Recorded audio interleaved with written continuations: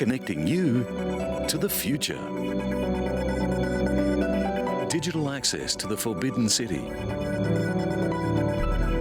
New developments in display technology. And the next step towards commercially available spaceflight.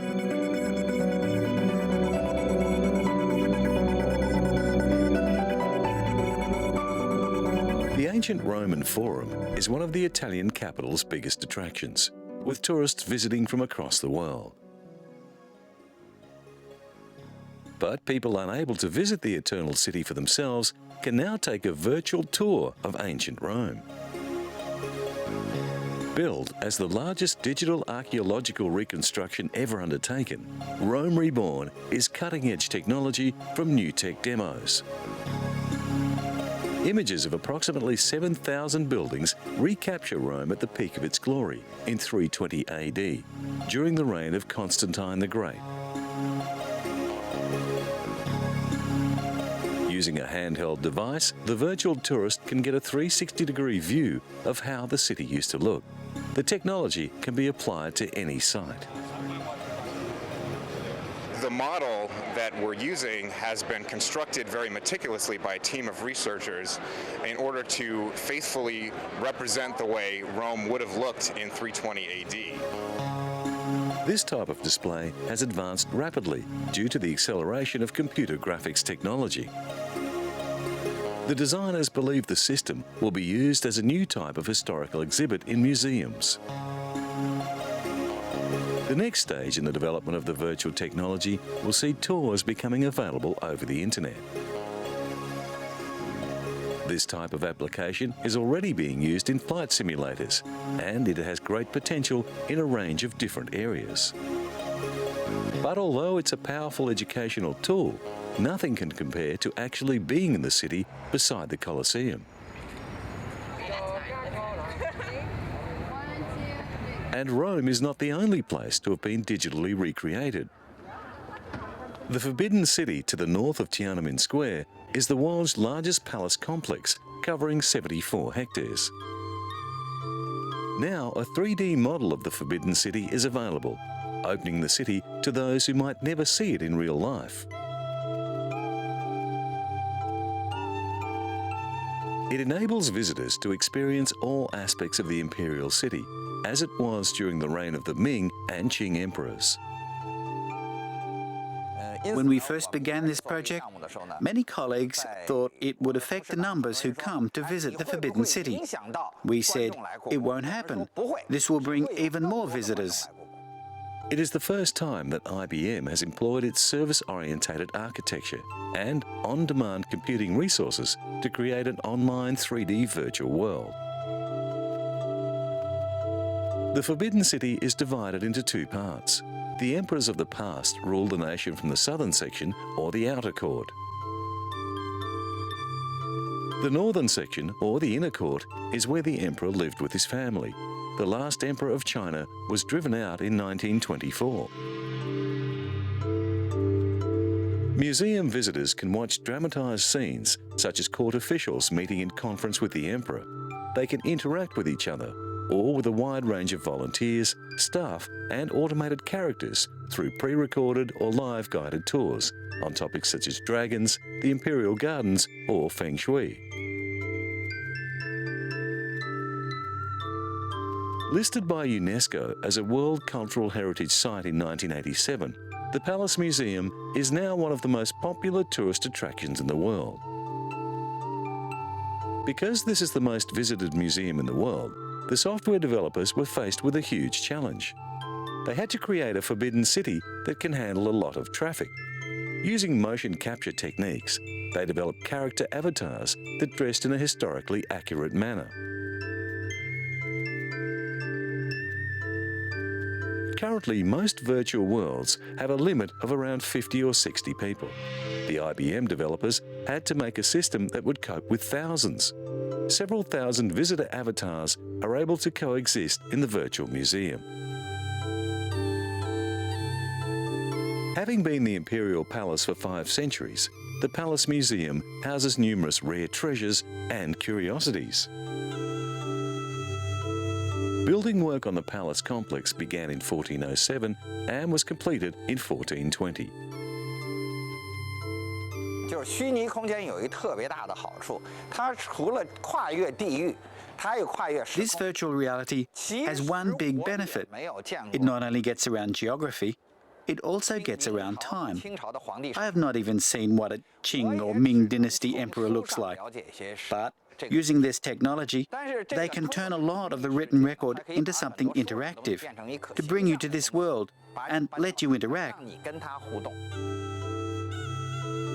In the Forbidden City, you can take 6 different tours, but educators can actually lead a tour around various areas of the palace complex. So experts in different aspects of the Imperial Palace can use the virtual reality site in a similar fashion to the way an actual tour guide can lead a specialty tour around the physical museum.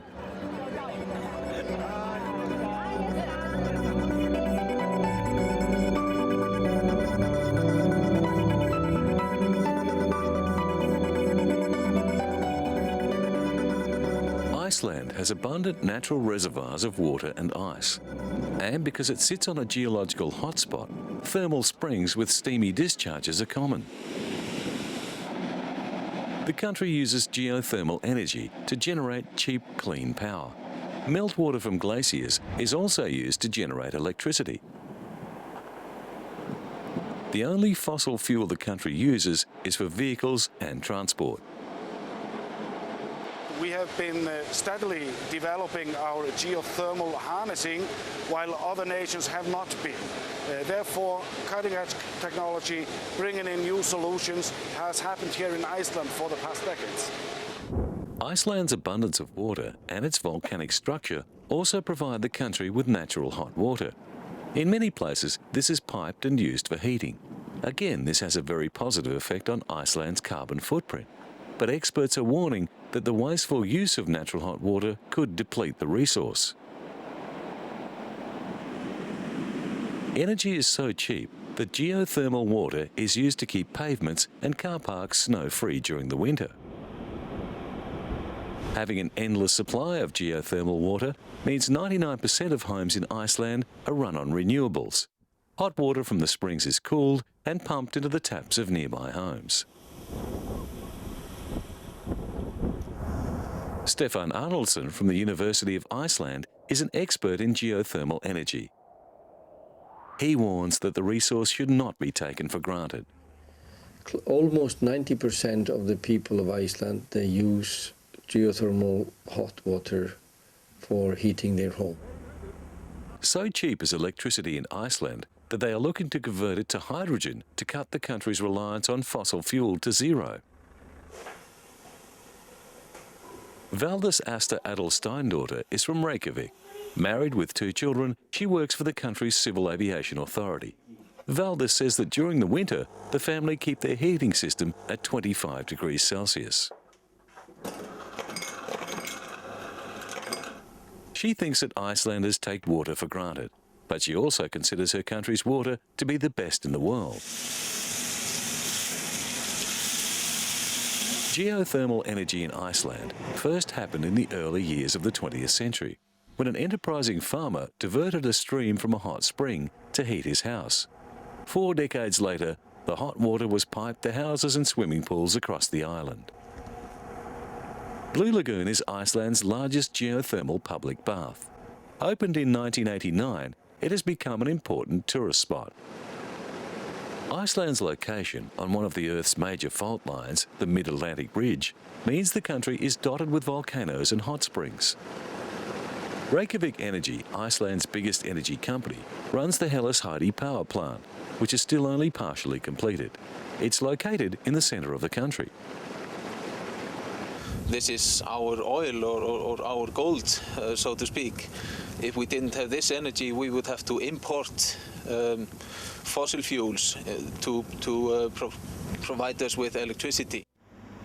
But there are plenty of other uses for cheap power, and the aluminium industry, which uses huge amounts of electricity in its production smelters, is already taking advantage of Iceland's lower power tariffs.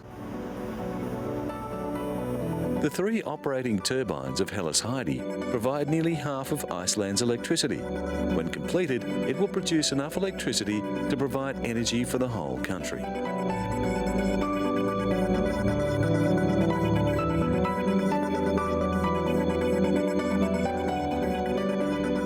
LG Display recently announced that it has developed an LCD display panel that refreshes 480 times every second. But what does this mean? Since flat panel display screens became popular, there has been a debate about the merits of 2 types of flat panel technology, liquid crystal or plasma. While the LCD panels had lower power consumption and better resolution, plasma screens had better contrast and could render fast-moving images more clearly. They could be made bigger too. Now, work done at the LG developmental labs in South Korea mean the company's soon-to-be-released True Motion display panels will have a much quicker response time, eliminating problems associated with fast-moving images. And scanning backlight technology has enhanced the LCD's contrast. LG launched a range of new display screens at this year's Consumer Electronics Show in Las Vegas. They stretch from the very thin picture frame unit to a 60-inch model. The company's 55-inch HD unit has an LCD screen that uses a different system of light-emitting diodes to deliver superior contrast. Another innovation is the separation of the screen from its signal processing electronics. The 2 components connect wirelessly so that the screen can be easily mounted on the wall. In combination with the enhanced picture quality, many of the new screens feature an invisible speaker system. The trend is to make the display unit more like a picture that hangs on the wall, and to highlight this, an array of screens were arranged like pictures in a gallery. The LH50 and PS80 series HD TVs are equipped with Ethernet ports and can access selected web content. And the Tokyo Metropolitan Museum of Photography has just mounted an exhibition called Still Motion, Liquid Crystal Painting, that displays a collection of artworks on flat-panel LCD screens. Dominic Legeman's YOLO V pays homage to Goya's painting The Inquisition Tribunal. As the viewer approaches, his image is imported onto the screen.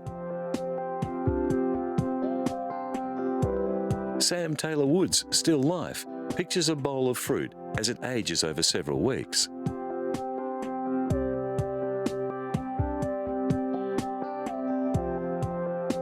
Yasumasa Morimura mimicked Vermeer's Girl with a Pearl Earring in his Vermeer study Looking Back by dressing up as the girl himself.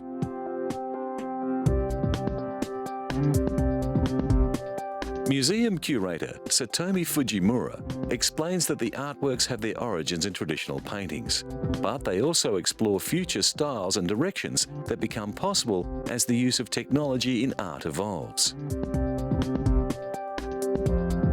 Hiroshu Senju's A Forest of Water appears like a traditional Japanese folding screen.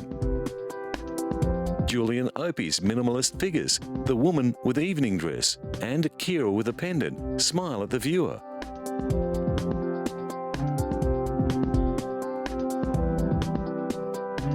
Shiyuki Kojima's rhythmic calm, Land of Sand expresses the constant shifting of the dunes in the wind. One room of the gallery is pitch black, and the LCD screens appear to emerge from the darkness, showing small scenes of moving life. The Tokyo Metropolitan Museum of Photography has always included film in its range of interests, but this LCD exhibition is a new development. It represents a fusion of the moving image and the more traditional framed art hanging on the wall.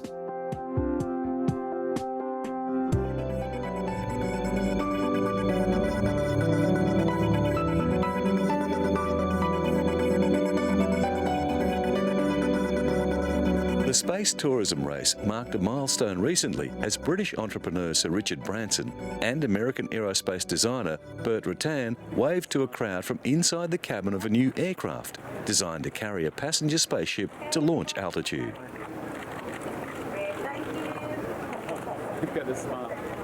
The White Knight 2 mothership was christened with champagne before a crowd of engineers, dignitaries and space enthusiasts at the Mojave Air and Spaceport in the high desert north of Los Angeles.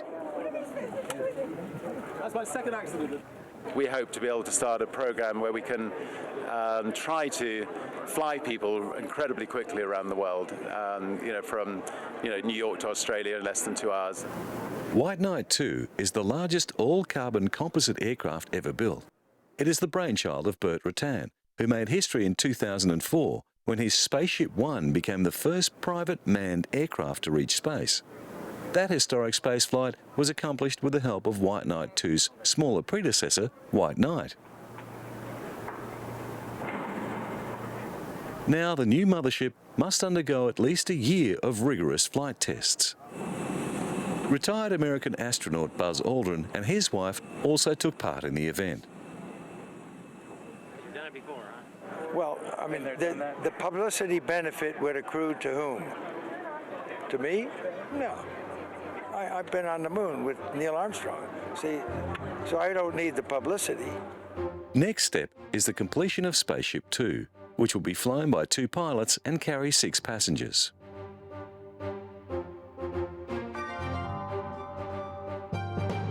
Meanwhile, in the established space launch business, Belgian astronaut Frank de Wijn is preparing for 6 months at the Columbus Laboratory on the International Space Station. He will fly with Russian cosmonaut Roman Romanenko and Canadian Space Agency astronaut Robert Thirsk. With the Columbus Laboratory finally functioning, Europe now has a very real long-term investment in the ISS. De Wijn will be doing maintenance on the robotic arm and installing Japanese equipment brought up by the HTV cargo module, which is due to dock with the ISS soon after he arrives.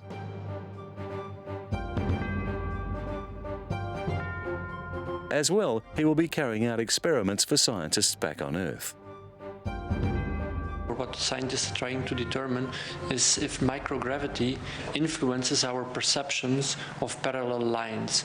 Orientation is something that is very important also here on Earth, how people can orient themselves. Often elderly people have problems with that, and by trying to measure the processes also in microgravity that are happening in our brain, scientists try to determine if they can find also cures for diseases here on Earth. In 2002, De Wijn spent 12 days in space aboard the ISS for ESA and Belgium's Odyssea mission. The European Space Agency is not taking any chances with its next astronaut, and Dutch ESA astronaut André Kuipers is serving as backup. In support of the upcoming mission, NASA has already sent up a shuttle carrying supplies and equipment.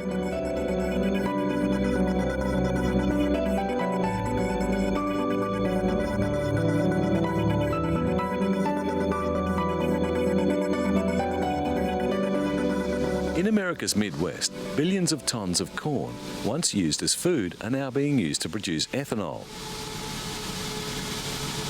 From this year, controversial federal mandates require the United States to use 34 billion litres of alternative fuel annually. That makes grain a high in-demand product.